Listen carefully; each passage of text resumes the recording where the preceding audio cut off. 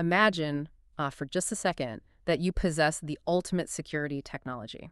Okay, I am picturing it. Right, and I do not mean like advanced firewalls or biometric scanners or even, heavily armed border patrols. Oh, so we are going old school. Exactly. I mean, you have the physical capability to carve an impenetrable fortress directly into the face of a solid sandstone mountain. Wow.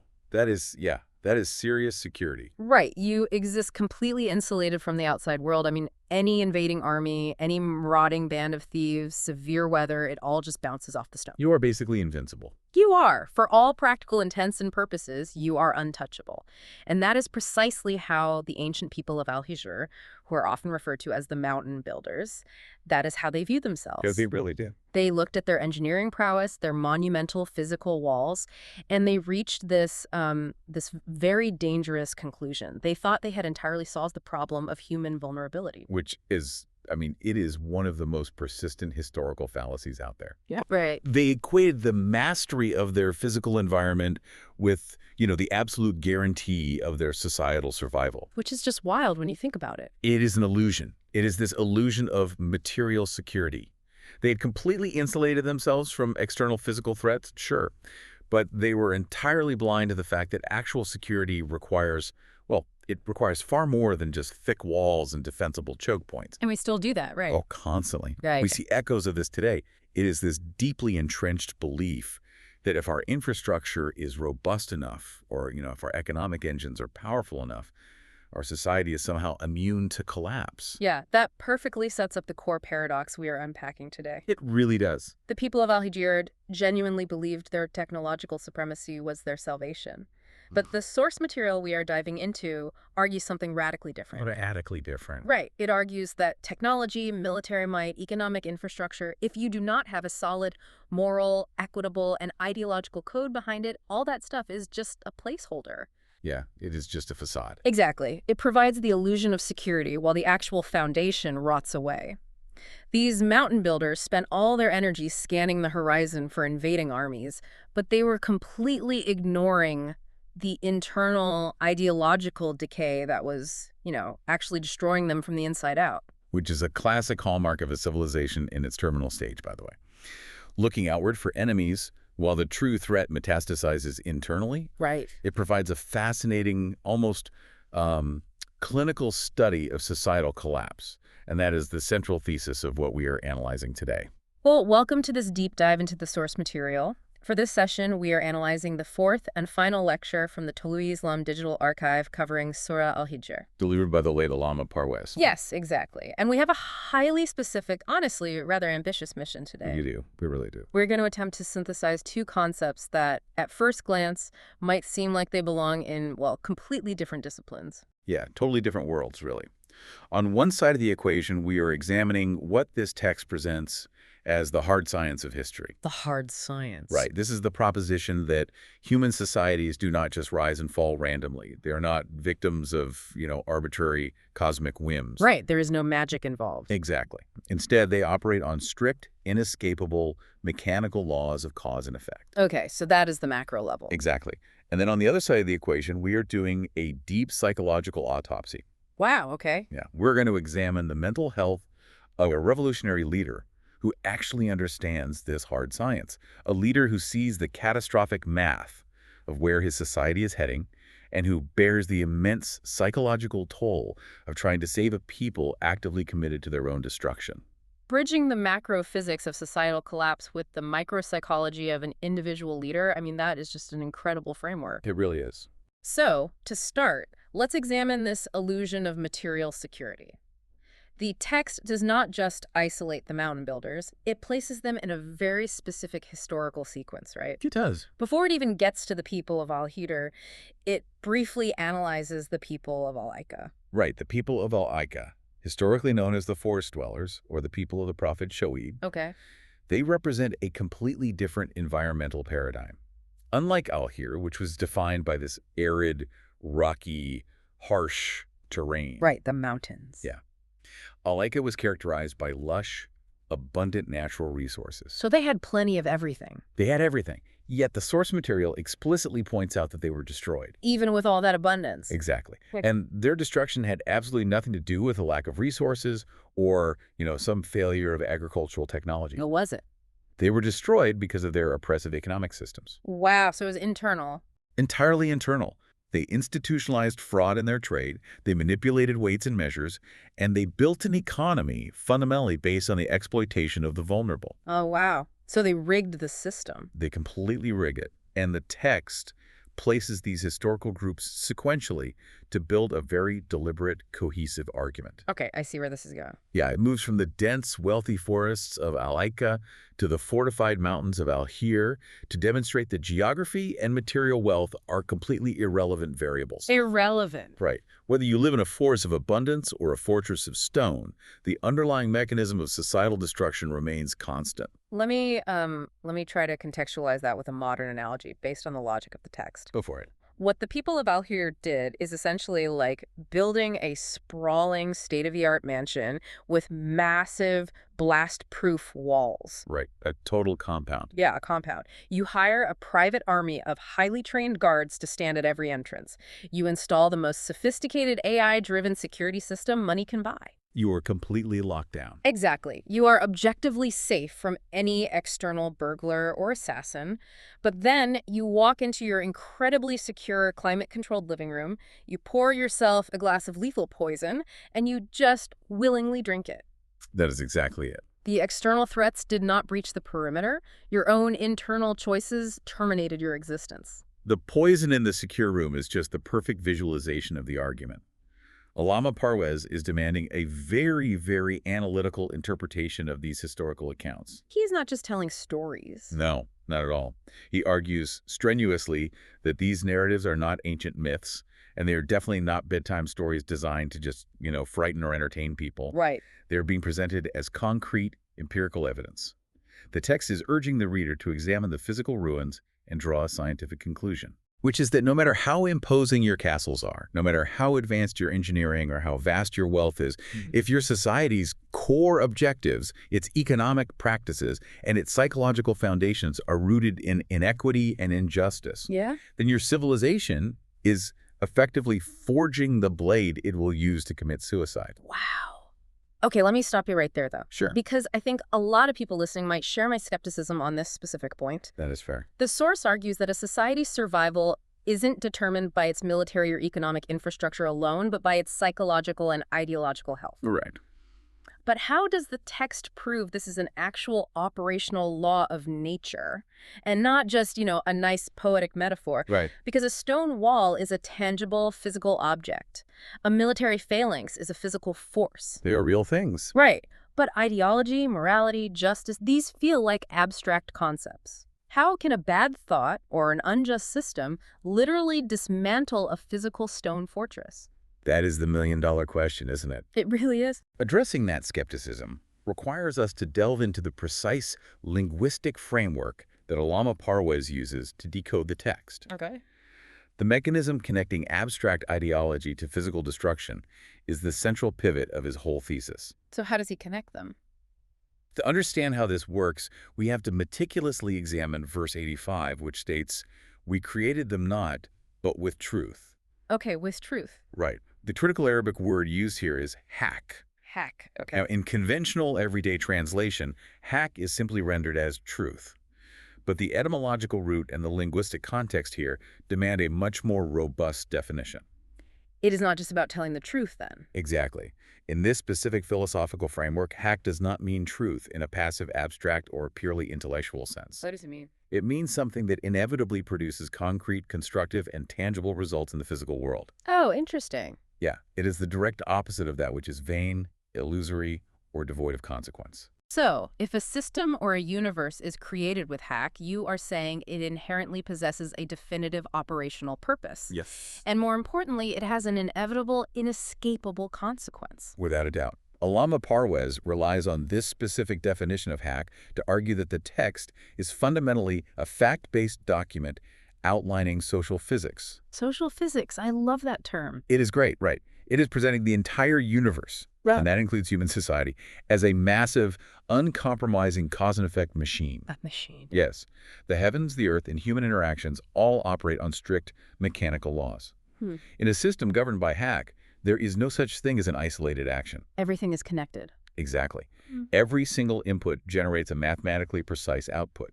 There is no randomness, no arbitrary suspension of the rules, and absolutely no cheating the system. Okay, let's trace the logic of that, because this is where the leap from abstract to physical actually happens. The text is arguing that in this universe of absolute cause and effect, psychological factors, our collective thoughts, our societal desires, our institutional intentions, they are not just floating around in some ethereal, disconnected realm. No, not at all. They are actual physical inputs into the machinery of reality. They are the primary inputs, and this is the crucial paradigm shift. You cannot sequester human behavior or societal structure outside the boundaries of physical reality. It is all part of the same system. Exactly. If a society builds its foundation on systemic injustice, unchecked greed, or the exploitation of its working class, those are not merely, bad ideas discussed in a philosophy seminar. Right, they're not just theoretical. They translate into tangible actions. Greed translates into policy. Policy translates into wealth hoarding. Wealth hoarding translates into mass poverty. And mass poverty translates into desperation. Precisely. Which breeds internal instability, crime, and eventually revolution or total collapse. Wow. Those are tangible actions within a closed system, and they inevitably produce destructive physical results. So it is just physics. It is.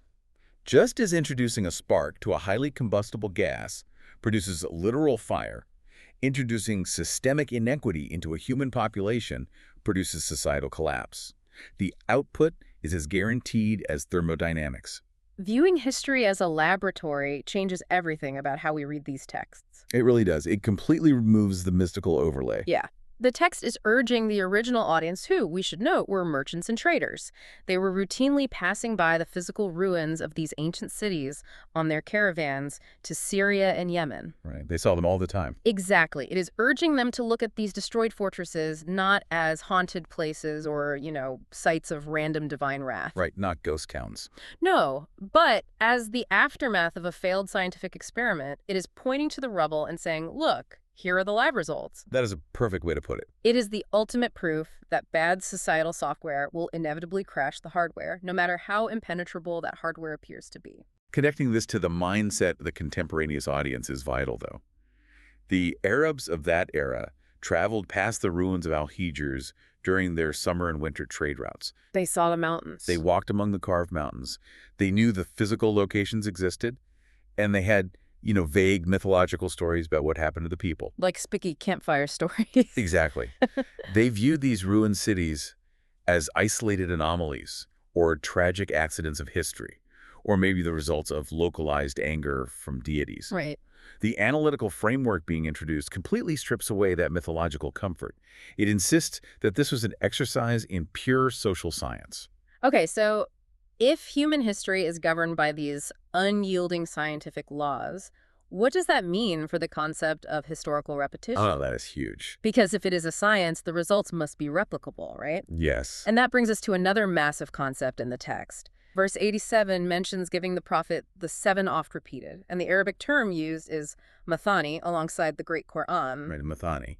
Now, I have always heard Mathani interpreted almost exclusively as a reference to the 7 verses of the opening chapter, Surah Al-Fatiha, because those verses are repeated in every daily prayer. Yeah, the traditional exegesis certainly leans heavily on that interpretation. But Parwez goes a different route. He does. Allama Parwez strips the word down to its absolute linguistic root. Mathani originates from a root meaning to double, to repeat, or to fold over. Okay. Rather than limiting this profound concept to just a numerical reference about the verses of a single chapter, he expands the interpretation in Mathani to represent the constants of human existence. The constants. Yes. These are the invariable, universally applicable, oft-repeated social laws that govern the rise and fall of human civilizations across time and geography. Oh man, let's play with that framework because it creates a fascinating parallel. Go on.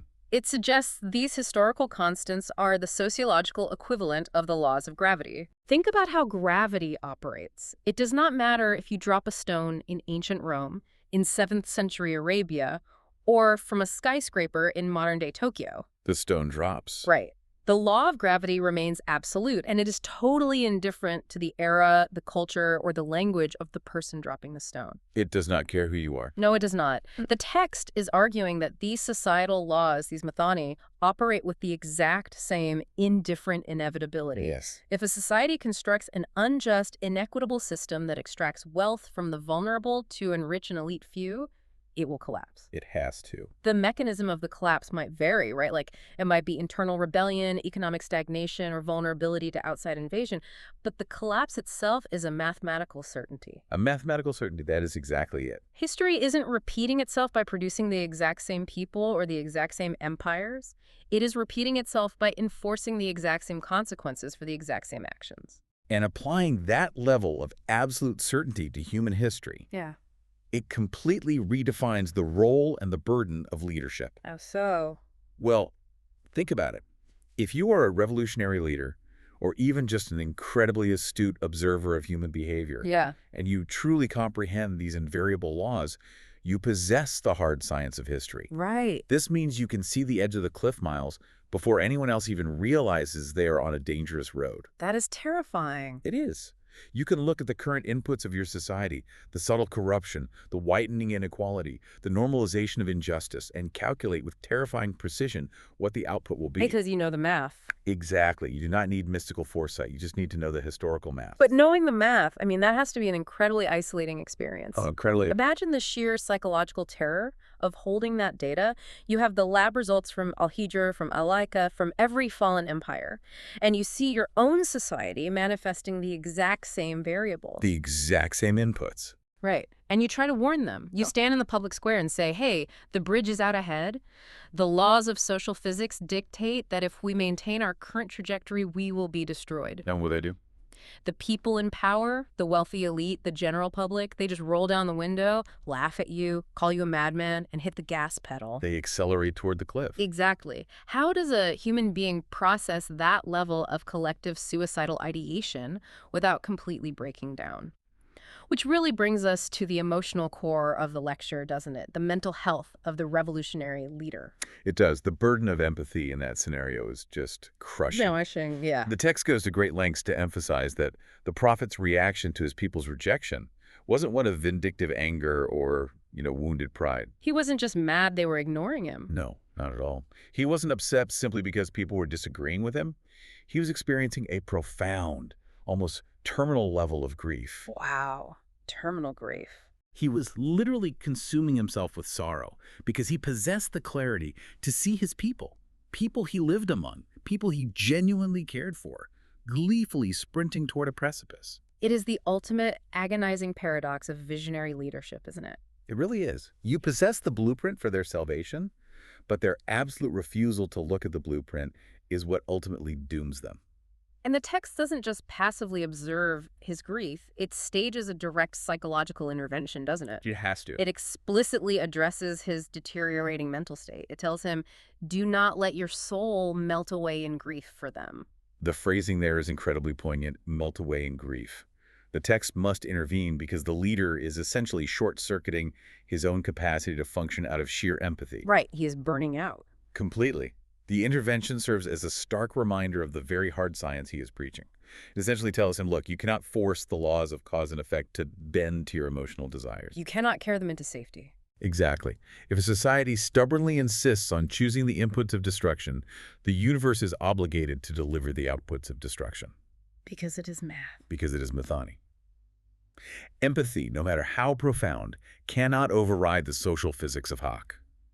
Grieving to the point of self-annihilation will not alter the trajectory of a people who refuse to change their actions. To help the leader process this brutal reality and, change his approach, the text uses a stunning piece of imagery in verse 88. Oh, yes. It instructs him to lower his wing to the believers. It is arguably one of the most evocative metaphors in the entire source material, and Allama Parwez unpacks it masterfully. Break down for us. He likens the phrase lowering the wing to the instinctual behavior of a mother bird. Okay, picture a mother bird. Right, picture a mother bird in an open field, and her chicks are scattered in various directions, distractedly pecking at the ground. Just doing their thing. Exactly. Suddenly, the mother bird spots a hawk circling high above, and that predator represents the inevitable societal collapse, the approaching chaos Yeah. that the laws of history guarantee is coming. The output. The output.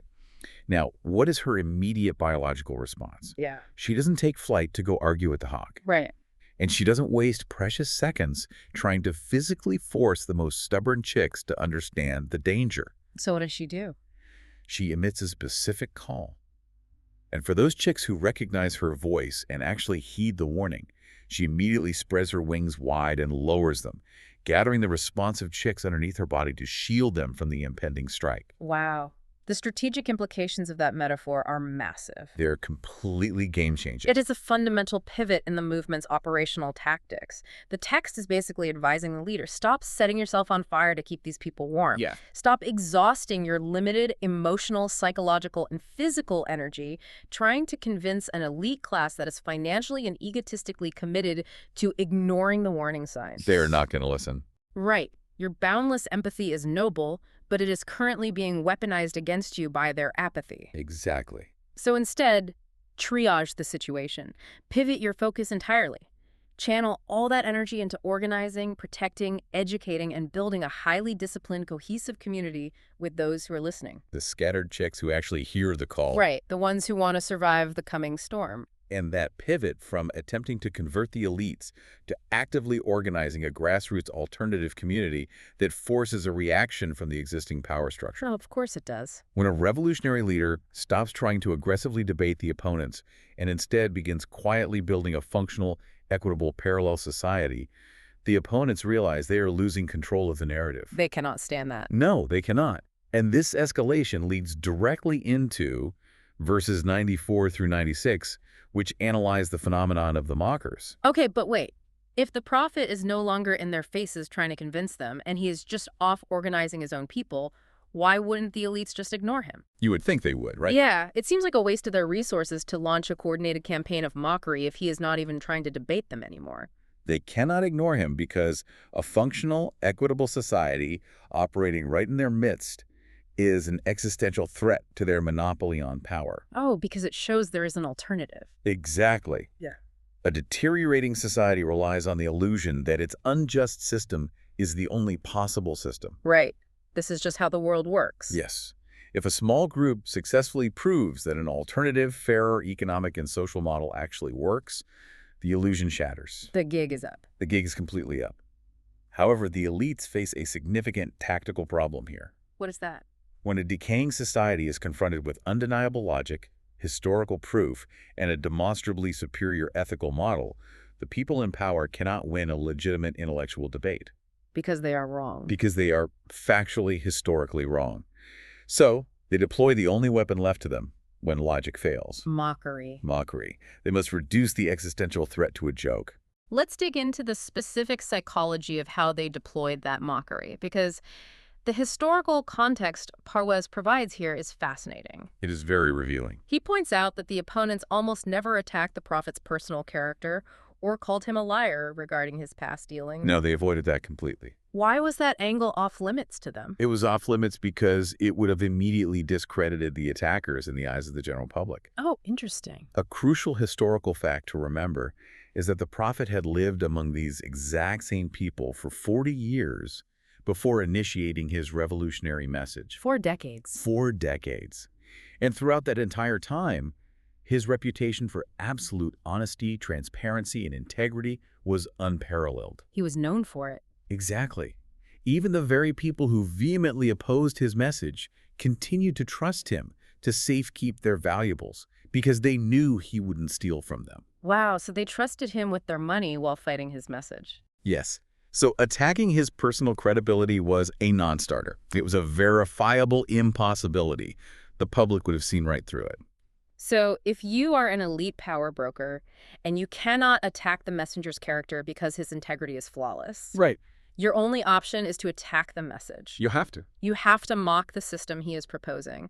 You take this grand, mathematically precise theory of social physics, this profound warning about the laws of human history, and you try to turn it into a punchline. Good joke. Because if you can successfully make the general populace laugh at the concepts of radical equality, economic justice, and historical accountability, You neutralize the threat those concepts pose to your status quo. You totally disarm it. Mockery isn't just bullying, then. It is a highly calculated defense mechanism designed to prevent the public from taking the intellectual arguments seriously. And the mechanics of how a society neutralizes a threatening ideology brings us to one of the most profound and complex linguistic analyses in Allama Parwez's lecture. Oh, I know where you're going. He introduces the concept of izine. Izine. The etymological root of izine means dividing into pieces, chopping up, or severing into parts. Okay. The question the text poses is, how does a society definitively destroy its own unity and render a potent revolutionary message completely inert? How do they do it? Well, the genius of societal self-deception is that it rarely rejects the divine or revolutionary message outright. Because that would be too obvious. Right. Outright rejection causes friction and guilt. People want to feel good about themselves. Instead, the society treats its ideological foundation like a buffet. Treating the ideology like a buffet, I really want to spend some time on this because this feels like the most universally applicable critique in the entire lecture. It hits very close to home. It really does. Explain the actual mechanics of izine. How does a society practice this chopping up of its own values? The practice of izine involves taking a comprehensive, cohesive, interlocking socioeconomic and legal code, which is exactly what the Quran is presented as in this framework. Right, a complete system. A complete system. And dissecting it into palatable, non-threatening fragments. Chopping it up. Yes, the elites, and eventually the masses, eagerly accept, praise, and loudly practice the fragments of the code that do not threaten their accumulation of wealth, their consolidation of power, or their daily comfort. So they take the easy parts. Exactly. They might adopt the dietary restrictions, the specific ways of dressing, or the performative rituals. Right. But the foundational fragments of the code, the mandates that demand radical economic justice, the redistribution of hoarded wealth, the dismantling of oppressive hierarchies, or the requirement of deep personal sacrifice. They quietly discard those. Wow. Or, even more insidiously, they fundamentally alter how those demanding parts of the text are engaged with. And this brings us to the most staggering, darkly humorous, yet utterly tragic example from the source material. Oh, yes. The phenomena I like to call the amulet paradox. Your amulet paradox. I was reviewing the notes on this specific section, and the level of cognitive dissonance it requires is just breathtaking. It really is unbelievable. But let's trace the logic here. A society is given a practical, rigorous text filled with laws about how to build an equitable economy and a just court system. A literal law book. Right, and instead of executing those difficult laws, the people take the literal physical words of the text and turn them into magical amulets, towies, or use them as incantations and repetitive spells. The transition from applying a law to wearing a law is the ultimate manifestation of a society in terminal decline. Wait, so they literally wrote it on paper and wore it? Yes. Allama Parwez argues vehemently that when a civilization loses its intellectual rigor and moral courage, it takes a dynamic, practical law book designed to govern the complexities of socioeconomic life and reduces it to a book of magic. That is insane. Instead of implementing a verse that demands fair labor practices, they will meticulously write that verse on a tiny piece of paper, fold it up, sew it into a leather pouch, and wear it around their neck to ward off evil spirits. Oh my God. Alternatively, they will sit in isolation and chant the verse thousands of times a day as a static, repetitive ritual. Because they think the sound does something. Exactly. They believe the acoustic vibration of the words carries magical protective properties. Let me play devil's advocate for a moment here. Okay, sure. Someone engaging in that behavior would probably argue that they are showing the ultimate reverence for the text. Right. They would say they're being pious. Yeah, they are keeping it close to their heart. They are reciting it constantly.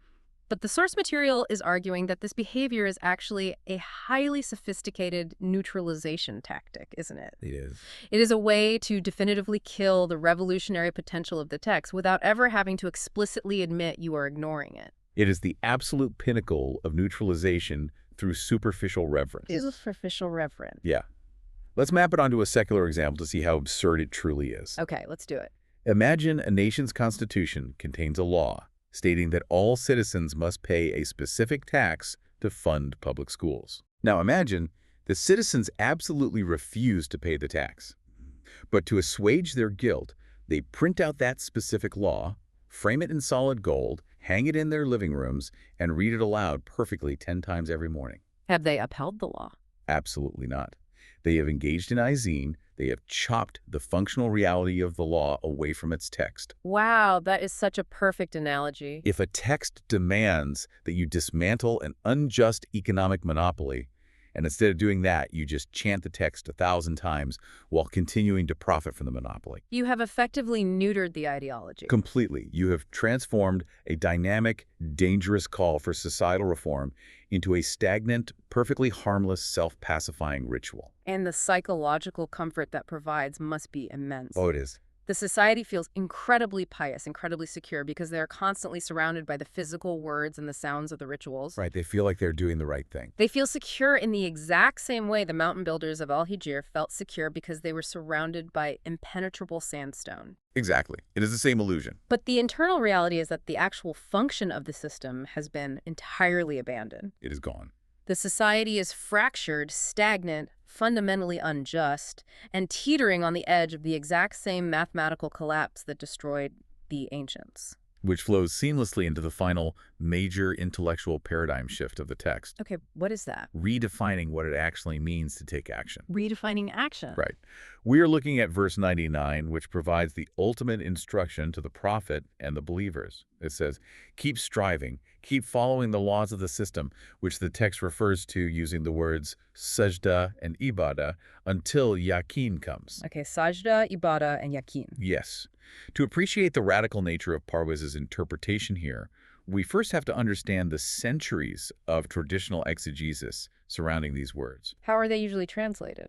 Traditionally, the Arabic word yaqeen is translated simply as certainty. Certainty. Right.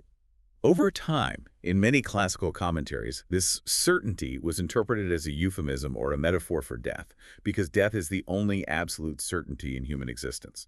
That makes sense, in a somewhat morbid way. Right. Consequently, the traditional reading of verse 99 is often translated and understood as very passive command. Continue to worship your Lord until death comes to you. But wait. Yeah. If we apply the framework of history as a hard science, and we recognize that the text has literally just spent significant time condemning the reduction of ideology to passive magical rituals, Exactly. translating this verse as just sit on your prayer mat and wait to die creates a massive internal contradiction. It completely derails the entire thesis. Right. If the text is a manual for social physics, sajda and ibadah cannot possibly mean static, isolated ritual. They cannot. And Allama Parwez systematically dismantles that traditional interpretation. How does he redefine it? Well, if we accept the premise that the entire universe operates as a dynamic, interlocking system of cause and effect, then human participation in that universe must also be highly dynamic. It has to match the system. Exactly. Parwez argues that sajda, which is often translated merely as physical prostration, and ibadah, often translated as worship, actually mean actively submitting to, integrating with, and participating in a dynamic, organized movement that aligns completely with the universal laws of Haqq. So it is active. Deeply active. Yeah. It is not about isolating yourself from the world. It is about rolling up your sleeves and engaging in the grueling practical work of building a just society. Wow. It is the continuous daily action of implementing the correct software so that the societal hardware functions as intended. Okay, so if sajda and ibadah are redefined as the active practical implementation of a socioeconomic system, then what does Yaqeen mean in this active framework? Right. If we are no longer just waiting until death, what exactly is the target we are striving until? In the context of the hard science of history, Yaqeen completely sheds its fatalistic association with death. It is not about dying. No. It reclaims its linguistic power as the realization of absolute certainty. Okay, what does that look like in practice? In this framework, it means the definite, concrete, physical manifestation of the system's promises. The manifestation. Yes, the command is not to passively wait for the end of your life. The command is, you must keep organizing, you must keep striving, you must keep applying the unyielding laws of social physics until the theoretical promises of your ideology become a visible, undeniable, operational reality in the physical world. Oh, man. You strive until you can look around your city, your economy, your justice system, and see that the equitable, harmonious society you were promised has actually materialized. You work in the laboratory of human history until the hypothesis is definitively proven by the result. That is beautifully said, yes. That realization of the system, that tangible proof is true, Yaqeen. Removing the fatalism from that verse completely changes its energy. It electrifies it. It really does. You aren't just running out the clock on your life. You are an active, indispensable participant in the grand laboratory of history, tasked with proving the ultimate hypothesis through unrelenting action. Exactly. We have charted an immense amount of intellectual territory today. We really have. We started in the suffocating canyons of the mountain builders, examining their fatal illusion that physical walls could somehow immunize them from the consequences of their moral and ideological decay. The poison in the fortress. Right. We explored the radical proposition that human history is not a collection of random events, but a hard science of cause and effect, governed by invariable laws as absolute as gravity. The Mathani. Yes, the Mathani. We look deeply into the agonizing emotional and psychological toll placed on a visionary leader who must watch his society mock the very formulas that could save them. The mother bird lowering her wing. Exactly. And we analyze the insidious danger of Ayahs, the societal habit of chopping up a demanding practical ideology into safe, magical rituals simply to avoid the hard work of real systemic change. The synthesis Allama Parwez achieves in this lecture is remarkable. It is brilliant. He weaves together sociology, psychology, history, and theology into a single, cohesive equation. Right. He forces the reader to look far past the superficial markers of success, the tall buildings, the booming markets, the loud proclamations of piety, and examine the deep structural integrity of the underlying values. Because if the foundation is rotting, The height of the tower only guarantees a more catastrophic collapse. which brings this entirely out of the ancient past and places it directly into our laps. It really does. To you, listening to this deep dive right now, how often do you find yourself focusing purely on constructing the walls of your own life? The physical security. Right. How much energy do you pour into your bank account, your physical security, your career title, your external reputation, while completely ignoring the software running your life? That is the real question. Are you neglecting your core principles, your moral code, the actual equity of how you treat the people around you? Are you guilty of practicing Ayahs in your own daily existence? Chopping it up. Yes. Are you treating your own life's ideology, your own ethical standards, like a buffet eagerly piling your plate with what is convenient and easy, while turning the hard, demanding parts of your morality into meaningless, self-soothing rituals? It is a harsh mirror. It is. We have completed the journey through the stony land of Surah Al-Hijr, but the path of the permanent values continues. In our next series on Surah 16, al-Nahl, which consists of 15 lectures, we will explore the bee, the ultimate metaphor for a disciplined, productive, and socio-economically balanced society. As we finally leave the desolate, windswept ruins of the mountain builders behind us, I want to leave you with one final, deeply unsettling thought to ponder on your own. All right, what is it? If the laws of societal decline and historical consequence are truly as constant, mechanical, and inescapable as the laws of gravity, what invisible destructive forces is our modern hyper-technological society currently putting to the test without even realizing it? Just because you cannot see the poison does not mean it isn't in the glass. Keep your eyes open.